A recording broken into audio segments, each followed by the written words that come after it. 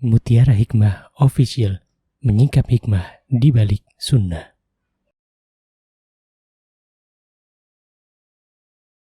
Salurkan donasi terbaik Anda untuk mendukung dakwah Mutiara Hikmah Official.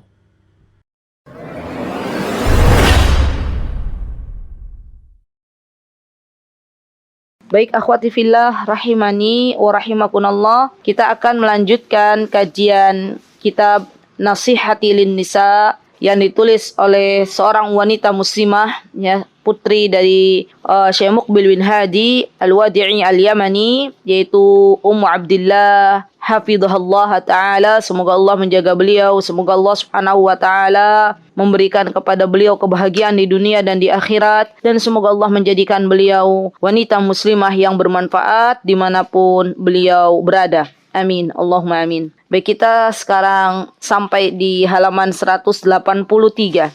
Ya, di sini Ummu Abdillah memberikan nasihatnya kepada kita semuanya bahwa di antara ciri wanita muslimah, di antara ciri istri salihah adalah hendaklah dia tidak la tashba', itu tidak merasa kenyang atau tidak merasa puas, ya.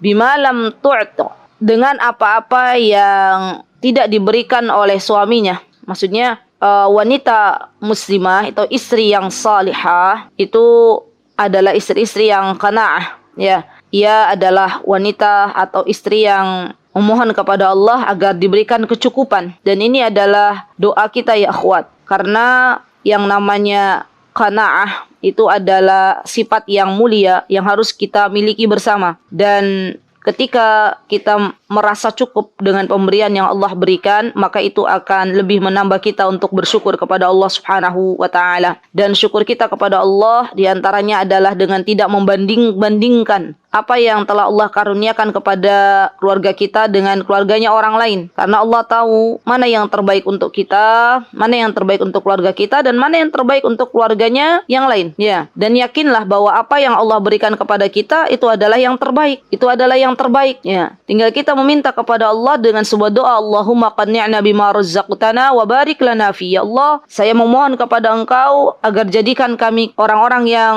merasa cukup dengan apa yang Engkau berikan, dan juga berkahilah atau berikan keberkahan di dalam harta yang Engkau berikan kepada keluarga kami. Dan ini, teman-teman, kita akan merasa tenang dalam menjalani kehidupan bersama suami kita. Ya, terkadang banyak para istri, para wanita muslimah yang akhirnya dia tidak bisa mensyukuri nikmat Allah. Akhirnya mengkufuri apa yang dibawa oleh suaminya karena belum bisanya mensyukuri apa yang sedikit, ya, belum bisanya mensyukuri apa yang telah Allah berikan. Kalaulah nikmat Allah itu kita hitung, maka tidak ada yang bisa sampai atau tidak ada yang bisa mampu untuk menghitung nikmat yang begitu banyak, ya subhanallah. Baik, apa kata Ummu Abdillah di sini, ya akhwat? Qala al-Imam al-Bukhari rahimahullahu taala. Di sini Ummu Abdillah menerangkan bahwa Imam Bukhari, beliau memberikan sebuah bab dalam kitab beliau Sahihul Bukhari di jilid yang ke-9 halaman 317. Imam Bukhari membuat sebuah judul Babul Mutasyabbi' bima lam yanal wa ma yanha min iftikharid dharrah. Kata Imam Bukhari, bab orang yang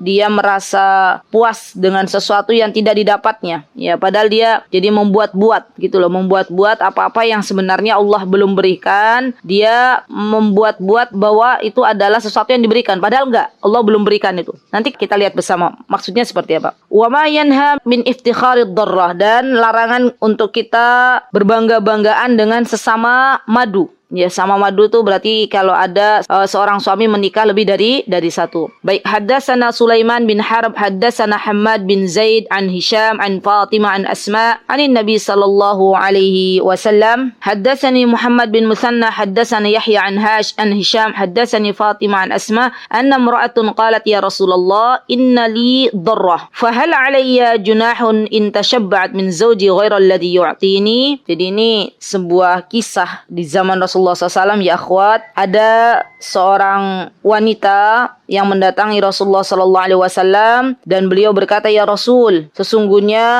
saya itu memiliki madu. Jadi suaminya menikah lebih dari satu, ya. Kemudian ia bertanya, wanita ini, apakah saya boleh, ya, merasa puas dengan apa yang diberikan oleh suami saya, padahal suami saya tidak pernah memberikan itu. Tapi tujuannya bukan qanaah di sini, tujuannya untuk membanding-bandingkan ya dengan madunya. Jadi dia memberikan kabar kepada madunya bahwa suami saya telah memberikan ini, telah memberikan itu, suami saya telah memberikan misalnya kendaraan roda 4, suami saya telah memberikan misal contohnya lemari baru, tapi ternyata suaminya nggak pernah memberikan itu. Hanya tujuannya biar madunya panas gitu loh. Dan ini tidak diperbolehkan karena masuk dalam ketidakjujuran. Ya, jadi tidak boleh sesama madu untuk saling berlomba-lomba menceritakan pemberian dari suaminya, apalagi sesuatu yang tidak pernah diberikan oleh suaminya, dia ngaku-ngaku bahwa suaminya telah memberikan. Kenapa ya akhwat? Di mana ilahnya? Kenapa hal ini tidak diperbolehkan? Karena ini akan menyebabkan rumah tangga seorang muslim itu akan berantakan, ya enggak? Kalau misalnya seorang laki-laki punya istri dua, ya A dan B. Laki-laki ini sudah berusaha untuk adil dalam pembagian harta kepada A dan B. Tiba-tiba B ini bukan termasuk istri yang solihah. Dia berkata kepada A, ya istri mudanya ini berkata kepada istri yang tuanya, berkata bahwa suaminya telah mengajak ke sini, telah memberikan ini itu ya. Padahal sejatinya suaminya nggak pernah memberikan. Pasti yang istri tua atau yang A ini dia akan protes kepada suaminya. Ya. Dan ini membuat akhirnya suaminya apa? Suaminya marah. Ya. Dan ini tidak diperbolehkan. Baik, kemudian kata Rasulullah SAW, nah ini ada ancamannya ya. Kata Rasulullah SAW, faqala Rasulullah SAW, al-mutasyabba'u bima lam yu'ta kalabisi thawba zurin. Lihat subhanallah. Apa kata Rasulullah SAW? Orang yang dia itu merasa ya seakan-akan diberi oleh suami padahal suaminya tidak pernah memberi dan dia hanya dengan tujuan untuk memanas-manasi madunya, maka itu diumpamakan seperti dia memakai dua pakaian dusta. Maksudnya dua pakaian dusta, dia sudah berdusta kepada suaminya, dia pun berdusta kepada madunya. Ya, la haula wala quwata illa billah. Dan kita tahu bahwa kejujuran itu akan membawa kepada surganya Allah Subhanahu wa taala, dan sebaliknya kedustaan ya akan membawa kepada keburukan, dan keburukan akan membawa kepada nerakanya Allah Subhanahu wa taala. Jadi kita sebagai orang yang beriman hendaklah senantiasa berhias dengan akhlakul karimah ya, karena akhlakul karimah atau akhlak yang terpuji seperti jujur itu akan membawa kepada kebaikan ya, kebaikan untuk kedepannya. Apa kata Rasulullah SAW ya, dari hadis Ibnu Mas'ud, kata beliau, alaikum bisidqi fa inna sidqa yahdi ilal bir wa innal birra yahdi ilal jannah wa ma yazalu ar-rajulu yasduqu wa yataharra sidqa hatta yuktaba 'indallahi siddiqan wa iyyakum wal kadhib fa innal kadhiba yahdi ilal fujur wa innal fujura yahdi ilan nar wa ma yazalu ar-rajul yakdzibu wa yataharra al-kadhib hatta yuktaba 'indallahi kadzaban. Ini untuk kita renungi bersama ya akhwat. Apa kata Rasulullah SAW ya, berlakulah jujur. Kenapa kita itu harus jujur? Karena sesungguhnya kejujuran ini akan membawa kepada kebaikan. Dan kebaikan akan membawa ke dalam surganya Allah Subhanahu wa ta'ala. Kemudian apabila seseorang senantiasa dia memiliki sifat jujur, maka subhanallah, Allah Subhanahu wa ta'ala akan mencatatnya sebagai seorang yang jujur. Ya, sebaliknya kata Rasulullah SAW, jauhilah oleh kalian perbuatan dusta atau berbohong. Karena sebuah kebohongan membawa seseorang kepada kejahatan. Dan kejahatan mengantarkan kepada neraka. Dan jika seseorang sudah membiasakan berdusta, sudah membiasakan berbohong, sekalipun itu kepada madunya, untuk memanas-manasi, maka dicatat di sisi Allah Subhanahu wa ta'ala sebagai seorang pendusta. Ya subhanallah, Allahu Akbar. Dan hadis ini teman-teman cukup panjang, banyak juga para ulama yang menerangkan tentang hadis kejujuran, karena yang namanya sifat jujur ya, ini inti dari segala kebaikan. Orang kalau sudah jujur maka itu akan membawa kepada kebaikan ya. Dan kita tahu bahwa Nabi kita Muhammad SAW pernah juga beliau bersabda, inna sidqa tuma'ninah wal kadhiba ribah. Kejujuran itu akan menjadikan hati kita tentram. Dan sebaliknya, al-kadhib, dusta atau bohong itu akan menyebabkan kita menjadi ragu-ragu. Subhanallah, Allahu Akbar. Semoga Allah Subhanahu wa ta'ala memberikan kepada kita lisan-lisan yang jujur. Semoga Allah Subhanahu wa ta'ala menjadikan kita sebagai orang-orang yang kelak dikumpulkan bersama syuhada, bersama salihin, ya, bersama nabiyyin, karena orang-orang yang mencintai kebenaran kelak akan Allah Subhanahu wa taala kumpulkan bersama orang-orang baik. Apa kata Rasulullah SAW? Banyak ya hadisnya, dan juga Allah Subhanahu wa taala telah menerangkan kepada kita bersama. Subhanallah, apa kata Allah, wa may yuti'illaha war rasul fa ulaika ma'al ladzina an'ama Allahu 'alaihim minan nabiyyin was-siddiqin wasyuhada'i was-salihin wa hasuna ulaika rafiqa. Subhanallah, ya, Allahu Akbar. Baik, kemudian ya akhwat, di sini Ummu Abdillah berkata bahwa wa dzakara Abu Ubaid, dan disebutkan oleh Abu Ubaid untuk perkataan mutasyabbi' ay al-mutazayyin bima laysa indah. Yang dimaksud dengan mutasyabbi', kata Abu Ubaid, adalah orang yang berhias dengan sesuatu yang tidak dimilikinya. Ya, maksudnya dia mengaku-ngaku diberi oleh suaminya padahal suaminya tidak pernah memberikan. Yatakassar bidzalika wa yatazyin bil batil. Mereka biasanya ya suka memperbanyak dan berhias dengan sebuah kebatilan, yaitu kebohongan atau kedustaan. Kemudian di sini disebutkan seperti seorang perempuan yang dia memiliki madu, kemudian dia sengaja untuk memamerkan gitu ya, apa-apa yang tidak diberikan oleh suaminya, dan ini hanya bermaksud untuk ghaid darrataha, membuat madunya itu jadi cemburu gitu ya, subhanallah. Dan ini bukan ranah saya untuk menjelaskan lebih dalam tentang permaduan ya akhwat. Semoga nanti suatu hari kelak ada akhwat-akhwat ya, saudari kita yang sudah menjalankan sunnah poligami untuk bisa berbagi ya, Masya Allah. Baik, dan di antara ciri istri salihah ya yang dikatakan oleh Ummu Abdillah, di antara ciri istri salihah kata Ummu Abdillah apa? Tidak menceritakan. Ini akhwat. Ini penting banget ini. Tidak menceritakan sifat wanita lain di hadapan suaminya. Ya.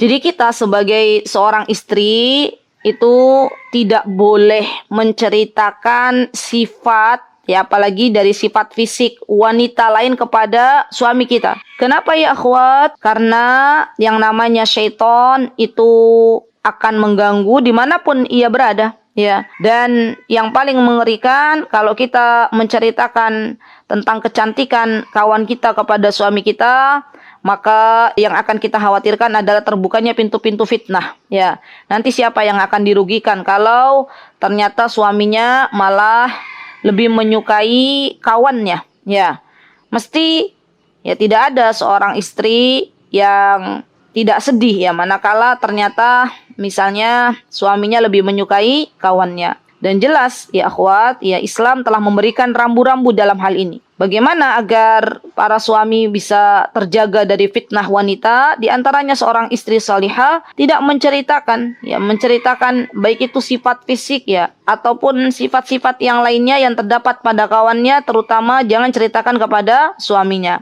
ya. Disebutkan oleh Imam Bukhari, apa kata beliau? Haddatsana Muhammad bin Yusuf, haddatsana Sufyan an Mansur an Abi Wa'il Abdullah bin Mas'ud radhiyallahu anhu qala Rasulullah sallallahu alaihi wasallam. Ini penting banget, tolong digarisbawahi. Apa kata beliau? La tubashirul mar'atul mar'ah fatan'ataha li zawjiha ka'annahu yanzuru ilaiha. Subhanallah. Ini ya akhwat, hati-hati ya. Ini sebuah nasihat ya. Nasihat untuk kita semuanya bahwa hendaklah kita jangan terlalu banyak bicara ya kepada suami kita, apalagi pembicaraannya berkaitan dengan kecantikan wanita lain ya. Kenapa? Karena yang namanya laki-laki subhanallah itu adalah lemah ya kalau di hadapan kaum wanita. Dan Rasulullah SAW juga telah melarang kita untuk menceritakan wanita-wanita di hadapan suaminya, karena ada sebagian istri yang mungkin awalnya niatnya baik gitu loh Ya, awalnya niatnya baik, menceritakan kebaikan atau menceritakan sifat-sifat kawannya kepada suaminya. Dia muji-muji wanita tersebut di depan suaminya, ya. Nggak malu menyebut namanya, ya. Kemudian terkadang dia memberitahukan keadaan fisiknya, ya subhanallah, keadaan kepribadiannya misalnya, ya subhanallah. Dan ini akan memberikan peluang gitu. Sebenarnya akan memberikan peluang kepada seorang laki-laki untuk membayangkan akhirnya kan, membayangkan siapa sosok wanita yang diceritakan oleh istrinya. Ya, bahkan suami yang atau laki-laki yang dia lemah ya pada wanita itu sampai biasanya memvisualisasikan gitu loh. Subhanallah, subhanallah. Jadi kita tidak boleh ya akhwat menceritakan atau mendeskripsikan tentang wajah, mata, tangan, anggota tubuh wanita lain kepada suami kita. Karena bisa jadi nanti para laki-laki bisa membayangkan wanita itu seakan-akan ada di hadapannya, dan ini adalah suatu hal yang tidak diinginkan kalau terjadi suatu hal yang macam-macam di kemudian hari. Jadi lebih baik ya kalau kita sedang ngobrol dengan suami, ya ngobrolin anak-anak kita, ya pembahasan topiknya, pembahasan tentang keluarga kita. Dan subhanallah ya akhwat, banyak kasus itu yang terjadi, Masya Allah ya. Akhirnya apa? Akhirnya laki-laki atau suami selingkuh dengan teman istrinya. Ya. Coba dicek lagi, mungkin bisa jadi seorang istri pernah menceritakan sesuatu kebaikan wanita atau fisiknya kepada suaminya. Dan tanpa diketahui oleh istrinya, ternyata suaminya penasaran, lihat akun sosial medianya, kemudian menghubungi kawan istrinya tersebut. Ya, dan tanpa diketahui oleh istrinya, akhirnya suaminya menikah kembali. Ya, subhanallah. Dan ini kejadian gak satu dua ya, subhanallah. Maka Islam itu mengajarkan yang namanya saddud dara'i'. Apa itu saddud dara'i'? Menutup pintu-pintu yang mengarah kepada kerusakan. Ya, dan di antara pintu yang mengarah kepada kerusakan adalah tidak menceritakan ya sifat-sifat wanita lain yang bukan mahram bagi suami kita kepada suami kita. Baik. Kemudian beliau mengatakan, Abdillah, yang dimaksud dengan la tubashir, ya, janganlah engkau tubashir. Apa artinya tubashir? Sebenarnya qala at-Tayyib fi syarh Mishkatul Masabih, disebutkan di sini kata at-Tayyib, qala at-Tayyib berarti seorang nama. Dalam kitab beliau Mishkatul Masabih, al-bashra dhahiru jildul insan. Maksudnya di sini juga disebutkan bahwa yang dimaksud dengan bersentuhan adalah ketika seseorang menyentuh tangan orang lain atau menyentuh kulit orang lain. Wal mubasyarah artinya adalah al-mulamasah, ya, saling mengusap gitu ya, saling menyentuh. Wa asluhu min lamsil bashratil basyrah, dan aslinya adalah saling menyentuh, ya, kulit dengan kulit. Wal ma'na bihi fi hadzal hadis an-nadhar ma'al lams fa yanzuru ila dhariha min al-wajhi wal kaffain wa yahussu batinuha bil lamsi wa yaqifu ala nu'umatiha wa samaniha. Ya, dan yang dimaksud dengan hadis yang dijelaskan oleh Nabi kita Muhammad SAW adalah bahwa melihat itu dia sambil menyentuh. Maksudnya melihat bagian luar tubuh seperti wajah dan kedua telapak tangan, dan dia merasakan bagian dalamnya dengan menyentuh sehingga mengetahui kehalusan dan kegemukannya. Maksudnya artinya ya akhwat, ini kita tidak boleh ya menceritakan misalnya teman-teman berisi gitu ya, terus punya kawannya langsing, kawannya badannya tuh ideal, terus kita bilang ke suami kita, oh kalau kawan saya itu dia berhasil diet, ya badannya juga bagus, begini-begini, itu nggak boleh. Ya, baik itu dari bentuk badan ataupun bentuk wajah, itu tidak boleh menceritakan, ataupun warna kulit, ya tidak boleh menceritakan. Ya, baik. Dan Al-Qabisi beliau berkata, hada aslun li Malik fi saddid dara'i, fa innal hikma fi hadan nahi khasyatun an yu'jiba az-zawj al-wasf al-madhkur fa yufdha dhalika ila tatliqul wasifa aw al-iftitani bil mawsufah. Ya, kata Al-Qabisi, ini adalah hukum asal dari Allah Subhanahu wa taala. Al-Malik maksudnya adalah Allah Subhanahu wa taala dalam saddud dara'i. Ya, saddud dara'i tadi saya sudah ceritakan, itu adalah bagian dari kaidah usul fikih ya teman-teman. Jadi dalam agama Islam itu kita itu menutup pintu-pintu yang mengarah kepada keburukan atau pintu-pintu yang mengarah kepada kerusakan atau pintu-pintu yang mengarah kepada fitnah, namanya saddud dhara'i. Dan ini hikmah banyak sekali, Masya Allah. Nanti teman-teman bisa belajar tentang kaidah-kaidah usul fiqh insyaallah di lain kesempatan, dan ini bisa diterapkan di dalam kehidupan kita sehari-hari. Baik, nah apa sih di antara hikmahnya? Kata Qabisi, kita tidak boleh menceritakan fisiknya kawan kita ya yang bukan mahram bagi suami kita. Di antara hikmahnya adalah dikhawatirkan khosyah. Ya, ada sebuah kekhawatiran kalau ternyata suaminya yu'jib itu merasa kagum kepada orang yang kita sebut-sebut sifatnya. Ya, yaitu tadi akhirnya apa? Akhirnya dia sudah nggak cinta lagi dengan istrinya.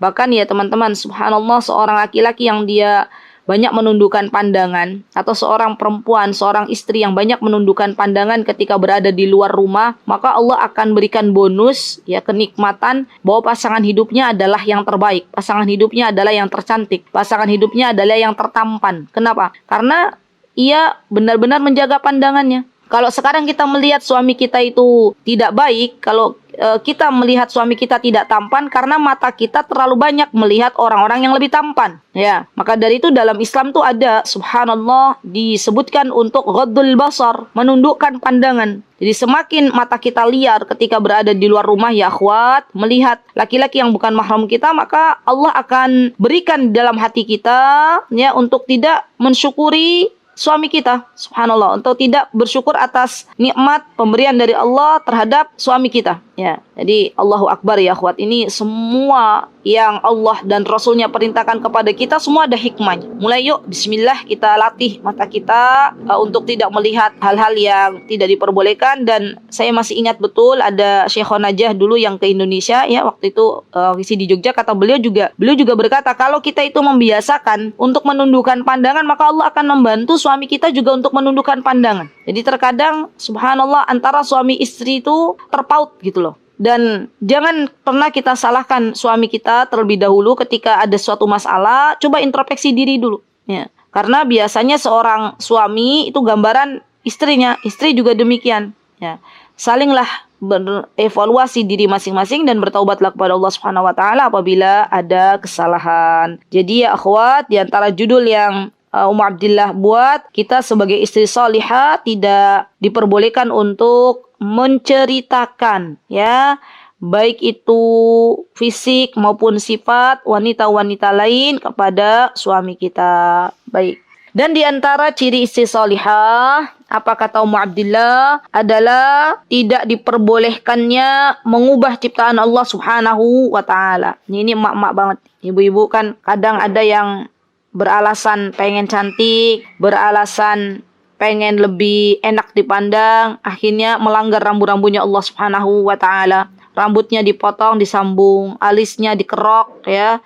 Kemudian setelah itu ditambal pakai alis yang lebih tebal ya. Rambutnya dicat dengan warna hitam, padahal aslinya itu putih, tapi nggak mau dibilang tua, padahal yang namanya tua itu sudah pasti. Ya, dan subhanallah, dan ini banyak sekali terjadi kepada wanita-wanita muslimah. Ya, Masya Allah. Nah, yuk kita belajar apa sih sebenarnya larangan dari mengubah ciptaan Allah. Disebutkan oleh Imam Bukhari, subhanallah, Ummu Abdillah ini kalau berkata ya akhwat, coba kalau kita perhatikan dari tadi ya, dari judul awal, judul kedua, dan judul ketiga ini, semuanya beliau tuh menukil dari perkataannya Imam Bukhari. Artinya ya akhwat, kita bisa mengetahui bahwa kitabnya beliau ini ilmiah. Ya. Jadi bukan kata beliau, bukan.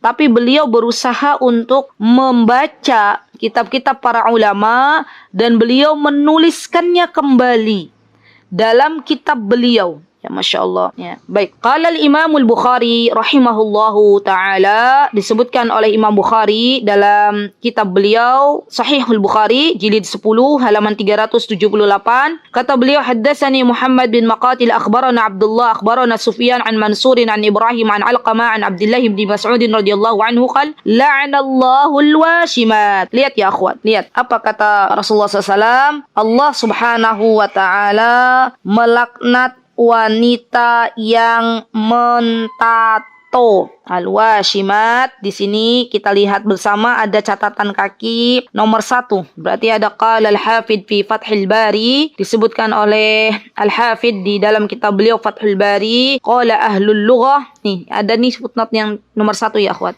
Ahlul lughah itu berarti orang yang ahli dalam bahasa. Beliau berkata al-wash bi fathi thumma sukun. Al-washmu. Ya, arti dari al-washmu artinya adalah yang dimaksud dengan al-washmu di sini, teman-teman, dengan memfathahkan wawunya kemudian mensukunkan huruf yang kedua, itu maksudnya apa?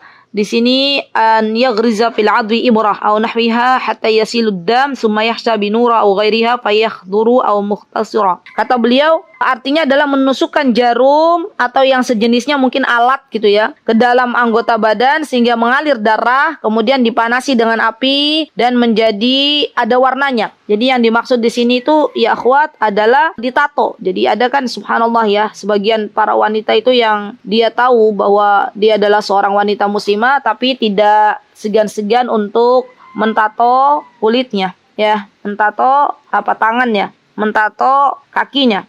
Ya. Dan ini mentato ini beda sama hina ya akhwat. Ya. Jadi memang kalau mentato ini dia melukai dulu, melukai dirinya dengan darahnya keluar. Tapi kalau hina, biasanya kan ada teman-teman tahu hina nggak? Hina itu inai. Ya. Inai itu biasanya kalau orang-orang yang ada di Arab ya biasanya setiap hari Jumat ya biasanya itu mereka membuat adukan inai ya, kemudian setelah itu nanti adukan inai itu ditaruh di kulit gitu, digambar gitu loh. Nah, ini bukan termasuk mentato ya. Jadi tato itu tadi disebutkan oleh Hafidh di dalam kitab Fathul Bari adalah melukai dulu ya. Dan subhanallah ya akhwat, ini hal yang memang mesti kita ketahui dan kita ajarkan bagi anak-anak kita perempuan ya. Kenapa? Karena zaman semakin banyak kebodohan di mana-mana ya, khawatir kalau ada sesuatu yang terjadi pada diri anak kita dan kita belum memberitahukannya ya, belum memberitahukannya. Jadi perempuan itu boleh berhias, tapi tentunya dengan adab-adab yang dijelaskan oleh Rasulullah Shallallahu Alaihi Wasallam. Ya, diantaranya tidak boleh mentato. Kenapa? Karena di sini yang namanya mentato itu akan dilaknat. Dan kalau laknat artinya apa? Laknat itu artinya adalah dijauhkan dari rahmatnya Allah Subhanahu wa Ta'ala. Dan subhanallah ini sangat mengerikan ya akhwat. Ya, sangat mengerikan kalau misalnya subhanallah ternyata untuk berhias akhirnya melanggar perintahnya Allah gitu ya. Jadi wanita itu boleh berhias, tapi hiasannya dengan sesuatu yang tidak melanggar perintahnya Allah dan Rasulnya. Jadi tidak boleh badannya ditato, tapi kalau mau diinai itu diperbolehkan.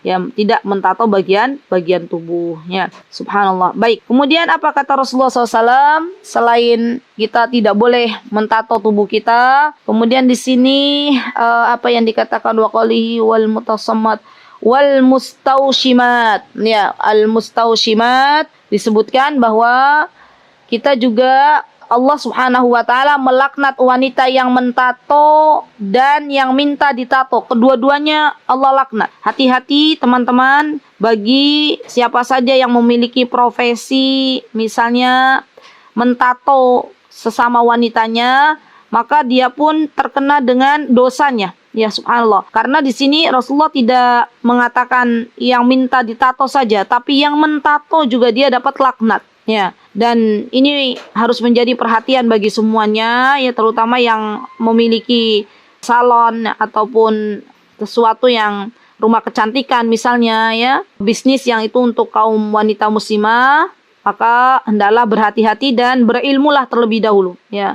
Karena jangan sampai ya bisnisnya itu melanggar perintahnya Allah Subhanahu wa Ta'ala. Ya, ada yang minta disemirkan warna hitam karena dia tidak tahu, maka ia pun mau menyemir warna hitam. Padahal dalam Islam tidak boleh. Ya baik. Kemudian di sini Rasulullah SAW mengatakan wal mutanammisat. Apa itu al mutanammisat? Al mutanammisat adalah yang mencukur alis. Ya, yang mencukur alisnya. Ya subhanallah. Nih, Saya banyak sekali melihat ya wanita-wanita muslimah. Kenapa saya katakan wanita muslimah? Karena pakai jilbab. Dan itu kadang usianya sudah tidak lagi muda, ibu-ibu yang kadang mungkin sudah punya cucu ya. Itu sudah nggak malu-malu, dicukur alisnya, kemudian setelah itu memakai pensil alis ya. Malah kalau saya lihat tuh malah mengerikan ya. Kadang alisnya tuh tebal gitu ya, sampai kita tidak bisa mengenalinya ya, subhanallah. Dan ini ya akhwat, bagian dari merubah ciptaannya Allah Subhanahu wa taala. Kalau teman-teman melihat ada yang saudari kita ada yang seperti ini, maka nasihatilah. Ya, kenapa? Karena kita tidak ingin kawan kita itu dilaknat oleh Allah Subhanahu wa taala. Ya subhanallah. Dan subhanallah, teman-teman, bahkan pernah terjadi sebuah tren ya di Indonesia Raya ini, seorang wanita menyulam alisnya, itu ya subhanallah. Artinya ya Allah taala alam ya. Menyulam itu berarti mungkin dicukur dulu apa seperti apa ya, tapi intinya kita tidak boleh merubah ciptaannya Allah Subhanahu wa taala. Nih ya akhwat, biar kita itu lebih bersyukur kepada Allah. Nih ya, lihat apa Allah itu subhanallah. Kenapa Allah itu memanjangkan rambut kita ya, selain rambut alis kita? Coba kita pikir, renungi bersama. Rambut kita Allah panjangkan, rambut-rambut lain Allah panjangkan. Tapi untuk bagian alis sendiri kenapa tidak Allah panjangkan? Karena Allah tahu itu adalah yang terbaik. Bisa dibayangkan kalau alis ini panjang ya akhwat. Subhanallah, bagaimana dengan orang-orang yang kerjaannya itu misalnya apa? Penjual gorengan. Ya subhanallah, dia terus motongin terus alisnya. Berarti ini adalah yang terbaik dari Allah. Sadarilah itu bahwa subhanallah, orang-orang yang diberikan alis itu Allah sudah apa? Kita ketika diberikan alis oleh Allah itu sudah klep-klepannya, apa istilahnya, sudah sesuai dengan muka kita. Dan kita tidak boleh untuk mencukur alis tersebut ya. Nah, sampai-sampai disebutkan oleh Imam At-Tabari, apa kata beliau? Kata beliau, la yajuzu lil mar'ati taghyiru syai'in min khalqati allati khalaqaha Allah 'alaiha bi ziyadatin aw naqsin iltimasul hasani lil zawj wala li ghair. Tidak boleh seorang wanita mengubah sesuatu dari bentuk yang telah Allah ciptakan baik dengan menambah atau mengurangi. Ya subhanallah. Karena walaupun tujuannya adalah untuk berhias di depan suami. Karena apa? Karena tidak ada ketaatan kepada makhluk kalau itu bermaksiat kepada Allah dan Rasulnya. Ya subhanallah. Jadi ketahuilah wahai saudariku semuanya, bahwa kalau kita pengen jadi wanita salihah, maka hindarilah yang namanya mengerok alis. Katakan pada diri kita bahwa kita itu sudah cantik dengan alis yang Allah Subhanahu wa taala berikan. Dan hati-hati kepada teman-teman yang mungkin bergaul dengan satu komunitas, di mana komunitasnya di situ kumpulan ibu-ibu yang rok alis gitu ya. Ya ini subhanallah sangat mempengaruhi. Kenapa? Karena as-sahib sahib. Ya, pertemanan itu, sahabat itu saling menarik. Jadi kalau boleh saya share atau boleh saya berpesan baiknya begitu ya. Maka yuk kita cari deh teman-teman tuh, teman-teman yang salihah. Komunitas-komunitas yang baik, yang mengingatkan kepada akhirat kita. Bukan semakin tua, semakin gila dengan dunia. Bukan semakin sepuh, semakin menjadi-jadi. Harusnya semakin usia kita bertambah, kita sadari bahwa semakin banyak dosa yang kita lakukan. Semakin usia kita bertambah, maka semakin banyak pula kekurangan kita dalam menjalankan kewajiban kita kepada Allah Subhanahu wa ta'ala. Harusnya semakin sepuh, bukan semakin melanggar perintah Allah, tapi semakin dekat dengan Allah Subhanahu wa ta'ala. Hati-hati bergaul ya akhwat. Bukannya kita tidak boleh bergaul, tapi lihatlah dengan siapa kita bergaul. Karena teman itu akan mempengaruhi agama kita. Ya, baik. Kemudian di sini Ummu Abdillah mengatakan ya, berarti untuk wanita-wanita salihah tidaklah dia mencukur alisnya. Kemudian di sini apa kata Ummu Abdillah disebutkan, dan yang merenggangkan giginya. Ya, untuk apa? Untuk tujuan berhias. Ya, ini juga tidak boleh ya akhwat. Ya, kecuali mungkin ada tujuan lain dari kesehatan, wallahu taala alam. Yang jelas kalau tidak ada tujuan utama, maka hanya untuk berindah-indahan saja, maka ini tidak diperbolehkan. Kenapa? Karena ini termasuk al-mughayyirat, termasuk dari wanita-wanita yang merubah ciptaannya Allah Subhanahu wa taala. Ya, dan di dalamnya ya akhwat termasuk ini operasi plastik. Ya, muka untuk wajah. Kan sekarang juga ngetren tuh, orang dioperasi plastik mukanya. Ya subhanallah, wajahnya. Dan ternyata operasi plastik itu ya biayanya nggak sedikit. banyak, ya subhanallah. Dan banyak akhirnya ketika orang-orang mulai banyak yang operasi wajah, ya wanita-wanita muslimah ikut-ikutan, ya. Jadi kalau misalnya operasi wajah tanpa ada istilahnya apa, kepentingan, itu tidak diperbolehkan, kecuali misal, ya. Jadi hukum operasi wajah dengan tujuan kecantikan itu tidak diperbolehkan, kecuali memang misalnya dia terkena kecelakaan atau misalnya apa yang itu dokter sudah mengatakan bahwa ini harus dioperasi, ya. Maka hal ini tidak mengapa. Ya, Syekh Utsaimin mengatakan bahwa operasi plastik untuk menghilangkan aib akibat kecelakaan atau musibah yang lainnya, maka ini tidak mengapa. Ya, beliau mengatakan tajmilu li izalatil aib an-natis an hadisa aw ghairihi wa hadha la ba'sa bihi wala haraj. Yang tidak boleh adalah untuk menambah kecantikan. Jadi bukan untuk sebagai menutupi aib yang ada di muka karena kecelakaan, bukan, tapi hanya sebatas agar lebih cantik, maka ini tidak diperbolehkan. Kenapa? Karena termasuk dalam merubah ciptaannya Allah Subhanahu wa taala. Beda dengan ini ya akhwat, perawatan wajah itu beda, ya. Teman-teman boleh wajahnya dirawat, boleh. Jadi kalau misalnya bukan termasuk dari merubah ciptaannya Allah. Misalnya malam pakai krim malam, pagi pakai krim pagi, itu boleh, ya. Dan ini bukan termasuk dari merubah ciptaannya Allah. Justru ini adalah tanda bersyukurnya kita kepada Allah, merawat, ya, merawat muka itu boleh, ya. Baik. Kemudian di sini malila al-anu alamin la'an rasulullah fi kitabillah, ya, disebutkan bahwa subhanallah hal-hal yang seperti ini, ya, adalah sesuatu yang dilaknat oleh Allah Subhanahu wa taala. Al-washimat jam'u washimah wa hiya fa'ilal washm wal mustawsimat allati tatlubu dzalik. Sudah saya sebutkan tadi, ya, bahwa yang artinya al-washimah itu adalah yang mentato, ya, dan satu laginya adalah yang meminta tato. Baik, lanjut.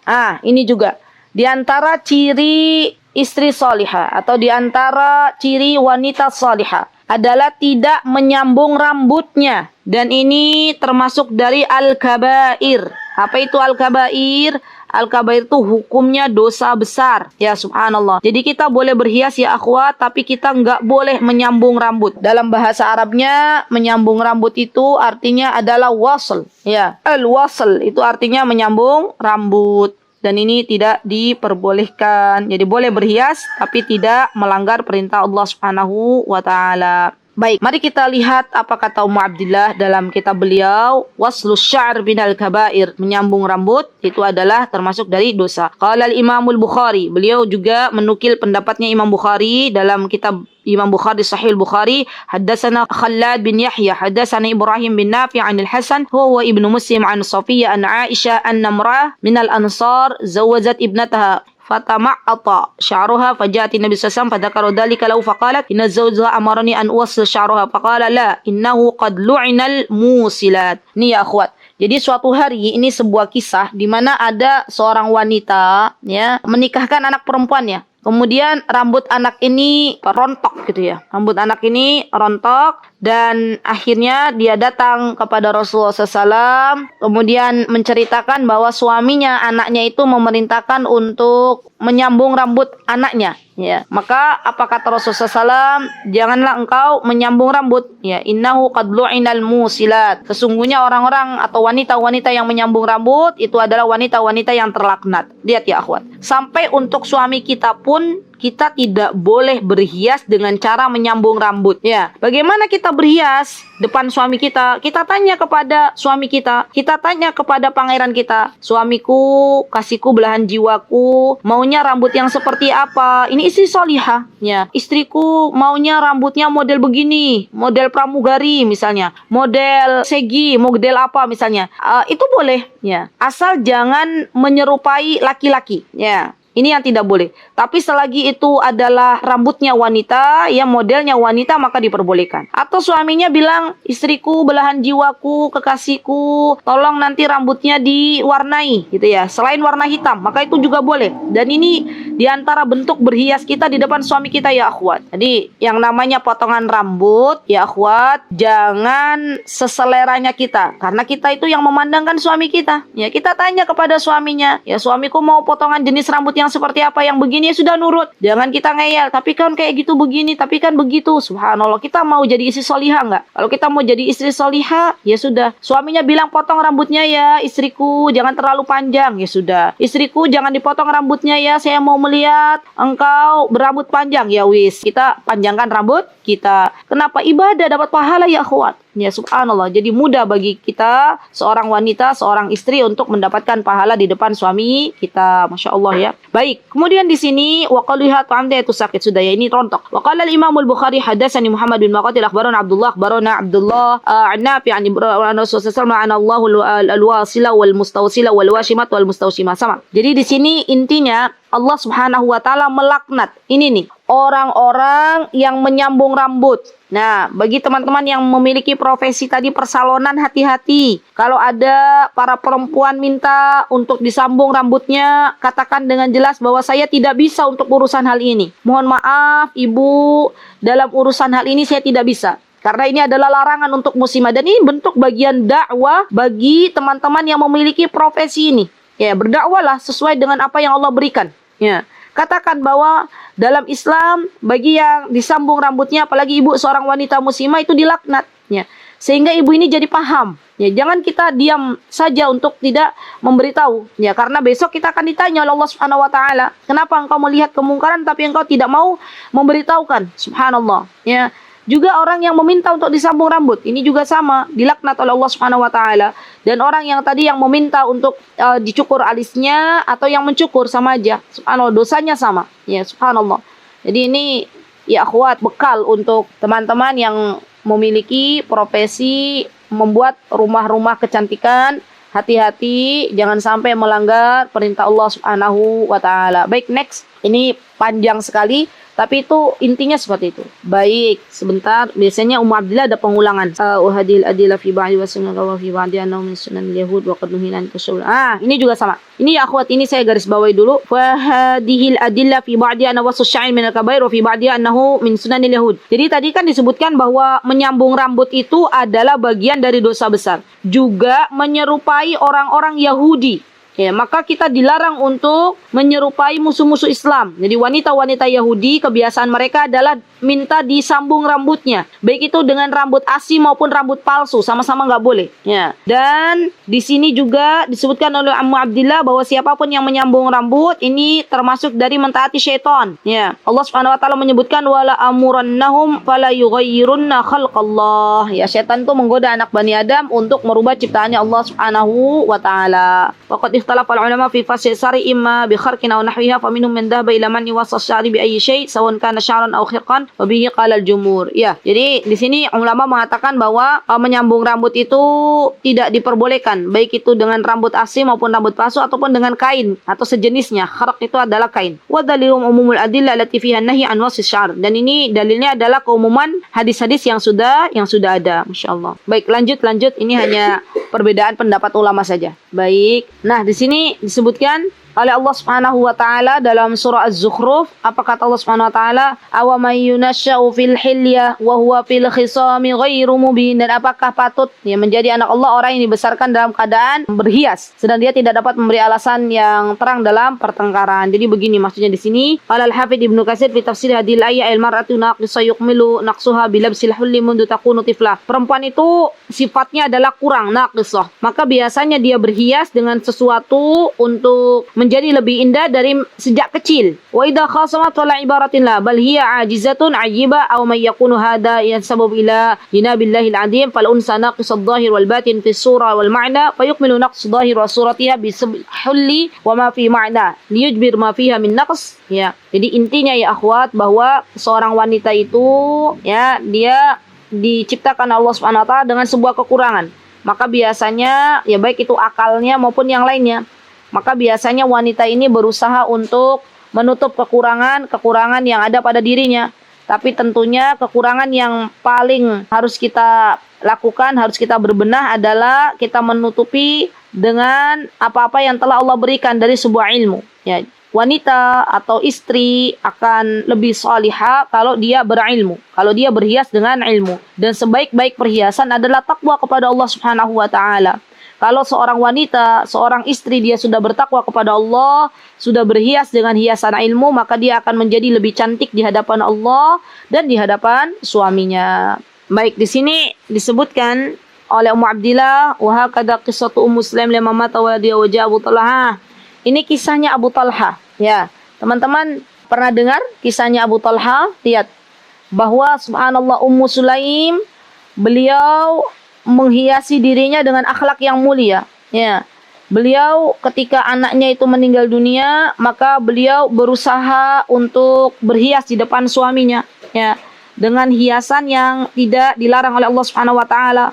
Kemudian beliau juga menghiasi kata-katanya dengan kata-kata yang lembut sehingga suaminya akhirnya bisa menerima atas meninggal anaknya, subhanallah. Jadi atas wafat anaknya, suaminya bisa menerima. Kenapa?